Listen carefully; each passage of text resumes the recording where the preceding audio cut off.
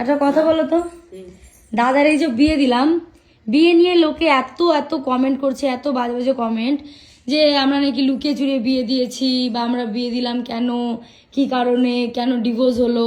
তা তুমি কি বলবা এই বিষয় নিয়ে? তা কি বলবো, কি লোকজনে এত খারাপ খারাপ কমেন্ট বলছে, লোকজন তো জানে না আমরা তো ডিভোর্স দিইনি। ডিভোর্স তো সে নিজেই দিয়ে চলে গেছে।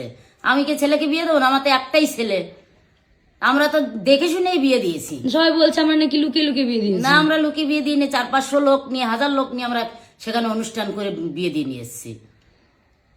আর যাকে ছিল আমাদের ঘরে, সে নিজের থেকেই ডিভোর্স দিয়ে চলে গেছে, আমরা তাকে ছাড়ি নাই। আজ থেকে 2 বছর আগে আমার ছেলের ডিভোর্স হয়ে গেছে, তাকে আমার ছেলেকে বিয়ে দেবো না? তোমাদের ঘরে ছেলেরা হলে কি করতে? তোমরা বিয়ে দিতে না? সারা জনম কি তাকে আইবুড়ো রেখে দিতে নাকি?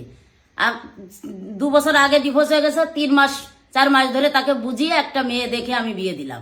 তারপরে তোমরা যেভাবে কমেন্ট করছো, তা তোমরা কি চাও না আমার ছেলে সংসার করুক? তোমাদের কমেন্ট দেখে আমাদের সংসারে হচ্ছে অশান্তি। এই জিনিসটা তোমরা করো না। যদি আজ থেকে তোমাদের ঘরে ছেলে হতো, তাহলে তোমরা কি করতে? তোমরা কি সংসার দিতে না, তাকে বিয়ে দিতে না? মানুষজন এইটুকু বুঝতে পারছে না যে তোমরা যেভাবে কমেন্ট করছো, এখন তো সেটা নতুন সংসার শুরু করেছে, যে নতুন মেয়েটা এসছে তারও তো মন আছে, তাকে তো তার তো আঘাত লাগছে। আর যে চলে গেছে তাকে তো আমরা ছাড়িনি, সে নিজের স্বেচ্ছায় চলে গেছে।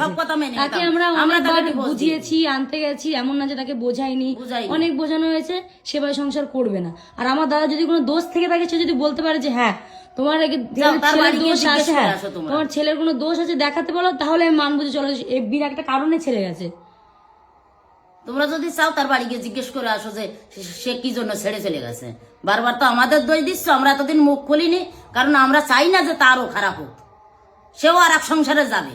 চিরজনম বাবার ঘরে কোনোদিন কেউ থাকবে না, আমরা ভিডিও ছেলেরাও থাকবে না, মেয়েরাও থাকবে। সেও এক ঘরের সন্তান, আমরা কন্ট্রোভার্সি জিনিসটা আমি তো চাই না, তার জন্য আমি ভিডিও করি না। মনে হয় যেন ছেলেরাই শুধু ডিভোর্স দেয়, মেয়েরা ডিভোর্স দিয়ে চলে যায় না সংসার ছেড়ে, মনে হয় যেন আমার লোকে বলছে আমি খারাপ, মিঠি খারাপ। মিঠি ভাই, মিঠি কি আমার মেয়ের মতো মেয়ে তোমাদের ঘর যদি থাকে না, সেদিন বুঝবা তোমরা সে মানুষটাকে কমেন্ট করো যদি কোনোদিনও তার সাথে মেয়ে লক্ষ্মী আছে। আমার মেয়ে আমার বাড়ির লক্ষ্মী, তোমাদের ঘরের মেয়ে যেরকম তোমাদের ঘরের লক্ষ্মী, আমার ঘরের লক্ষ্মী আমার মেয়ে, আমার বৌমাও লক্ষ্মী। এখন আর যে চলে গেছে সেও ছিল, কিন্তু তাকে আমরা ছাড়িনি, সে নিজের থেকেই চলে গেছে।